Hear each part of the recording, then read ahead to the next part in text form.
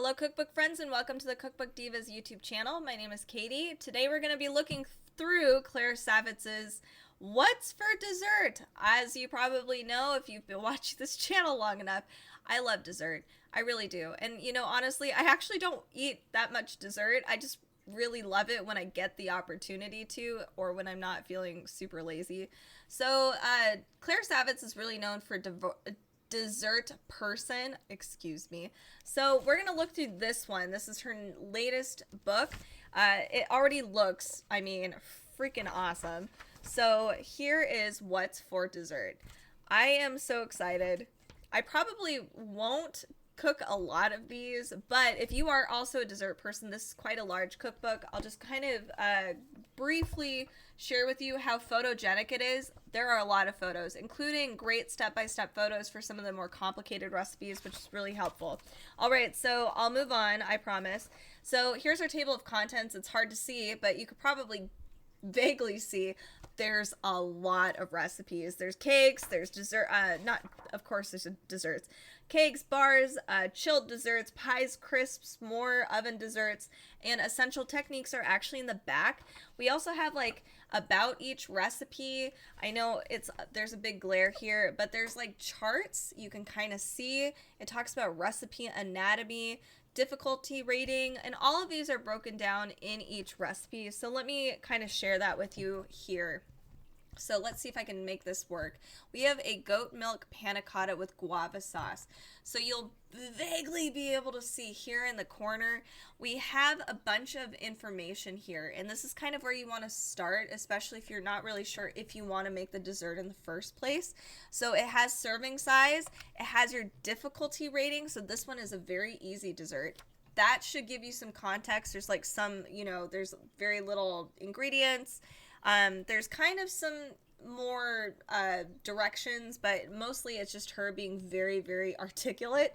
And then we also have additional information here, like so can you make it ahead? Can you half the recipe? Can you use different kinds of milk? So that's something useful. Anyway, so we also have here under difficulty, there's a section here where it says it's gluten-free. So that indicates here to me that she will go through vegan, gluten-free, etc. We'll see throughout the book when I flip through. We also have like how much time you actually spend making it. So it's 25 minutes for you. Total time, 4 hours, and that's because the fridge is doing it for you. And then we have special equipment that is required.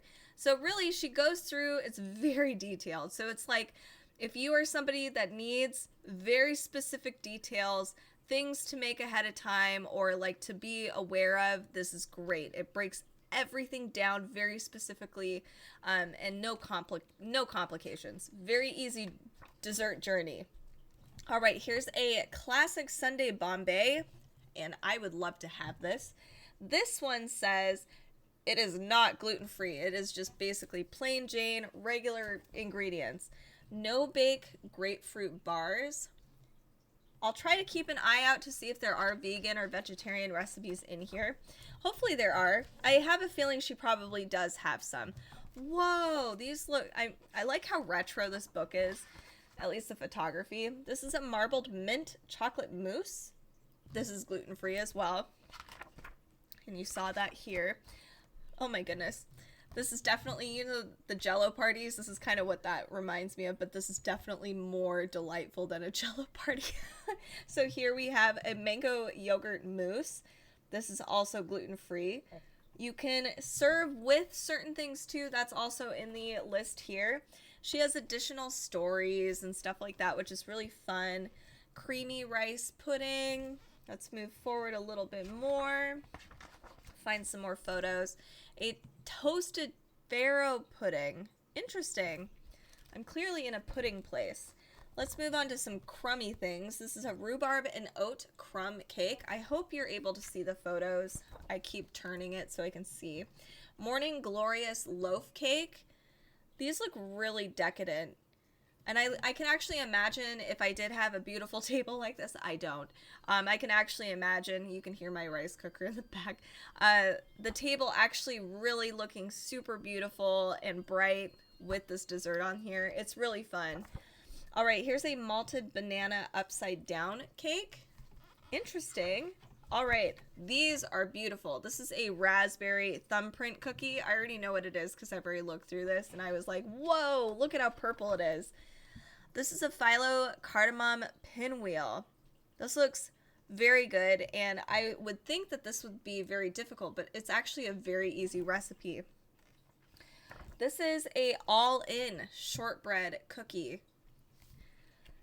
These decorations are killing me. The photography, I can't imagine how crazy that would have taken, like how much time that would have taken to photograph all of these different recipes with all of these different very retro looking houses and table settings.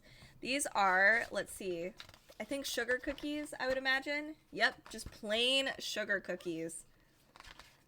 Let's move on to pies, tarts, and crisp, cobblers and crisps. So here we have a pastry bianco.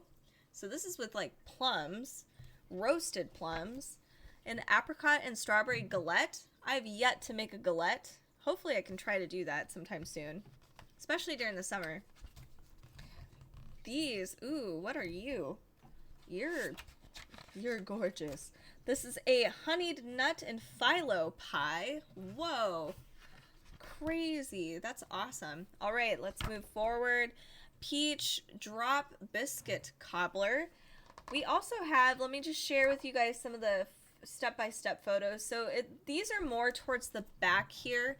So I kind of wish she did this in the front because these are all the techniques, basic recipes you might need or refer to eventually. So she put all of that in the back. So she has like your pastry dough recipe step by step here, and then she has things like this is a egg white and sugar beaten.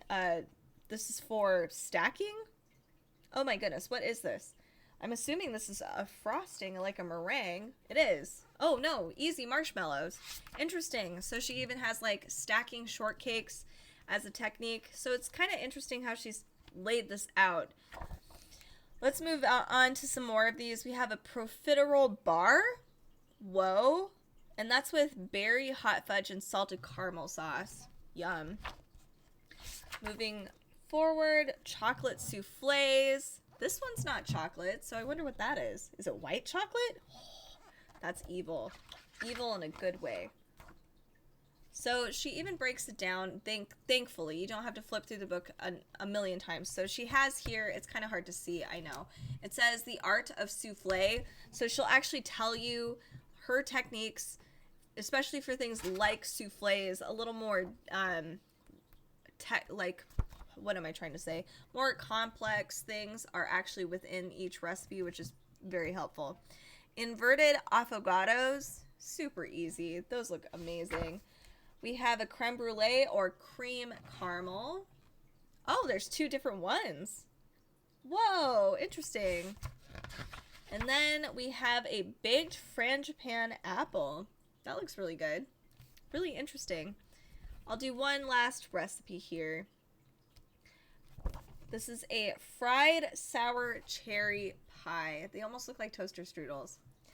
So if you are looking for a really good dessert cookbook, it has a whole bunch of desserts in here. I mean, anything you could possibly think of is probably in here. And I'm sure you can exchange different fruits or flavor profiles, especially as you get better and better at baking some of these. So check this out. It is What's for Dessert. This is by Saffitz. She's the dessert person, so it's kind of hard to say. I mean, she's definitely like the best in her field, at least one of the best in her fields. So if you're looking for an awesome dessert book, highly recommend. They range from very, very easy to some complicated desserts, so check it out. If you're looking for other cookbooks, make sure to join us on our socials. All of that is down in the description down below, and our Amazon Live channel at amazon.com/live/cookbookdivas. And make sure to give us a follow, a thumbs up, and let us know what kind of cookbooks you are looking through or looking for. You can comment down below. And if you want to keep watching and find more cookbooks, especially dessert cookbooks, we have plenty. Thank you guys so much for watching. We'll see you next time.